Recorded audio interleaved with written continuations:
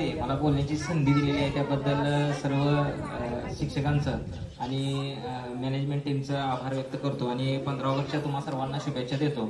वास्तविक पाहता आमचा जो 15 ऑगस्टचा जो सण असायचा तो खूप वेगळा होता. अगदी जागा हीच होती, इमारत हीच होती आणि माझे जे वर्गमित्र आहेत आता सध्या आता फक्त इथं बसलेले होते, अगोदर आता इकडे बसलेले आहेत पालक वर्गामध्ये आणि खूप छान असं वातावरण होतं पहा. आणि अगदी अशाच पद्धतीचं वातावरण सध्या सुद्धा आहे, फक्त थोडंसं महागडं झालेलं आहे आणि असण्यापेक्षा दाखवण्यात जास्त कल आता पालकांचा जास्त झालेला आहे आणि अशा पद्धतीची परिस्थिती सध्या झालेली आहे.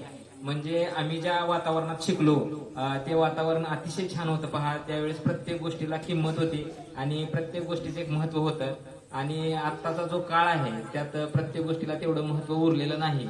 एखादी गोष्ट करायची म्हणून आपण करतो आणि सुख शोधण्याच्या पाठीमागे प्रत्येक पालक लागलेला आहे आणि जे आपण आहे ते जगाला न सांगता आपण जे नाही ते दाखवण्याचा प्रयत्न करतो आणि त्या प्रयत्नामध्येच आपण सर्वजण आपलं सुख हरवून बसलेलं आहोत. हे मात्र सर्वांनी नक्कीच मान्य करायला हवं, कारण प्रत्येक जण सुखासाठी धावतोय, परंतु आता जे आपण पालक म्हणून जी भूमिका निभावत आहोत त्या ठिकाणी स्वतःचं सुख बघायचं का आपल्या मुलांचं सुख बघायचं हा एक गंभीर प्रश्न आहे. म्हणजे उदाहरण जर सांगायचं झालं तर पालक असतील, वडील असतील तर वडील मोबाईलमध्ये सध्या दंग असतात, हे काय सांगायला नको.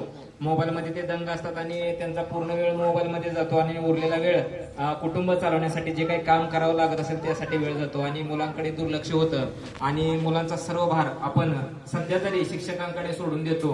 अशी जी परिस्थिती आहे ती 80% जवळजवळ आहे. 20% पालक विद्यार्थ्यांकडे लक्ष देत असतील, त्यांचा अभ्यास वगैरे घेत असतील, परंतु जवळजवळ 80% पालकांची सध्याची हीच अवस्था आहे.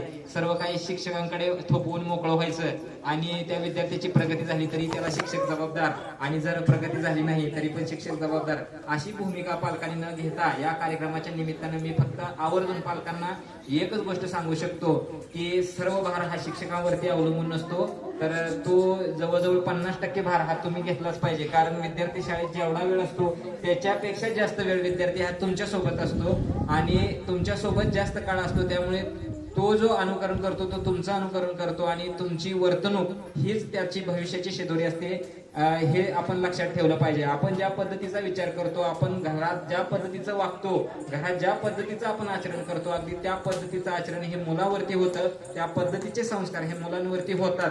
त्यामुळं आपण ही एक माणूस म्हणून अतिशय चांगल्या रीतीनं राहिलं पाहिजे, वागलं पाहिजे आणि तेच अनुकरण न कळत आपली मुलं करत असतात हे सर्वांनी मान्य करायला पाहिजे. पुन्हा एकदा मला इथं बोलण्याची संधी दिली त्याबद्दल मी सर्वांचा आभारी आहे. 15 ऑगस्टच्या सर्वांना खूप खूप शुभेच्छा. धन्यवाद.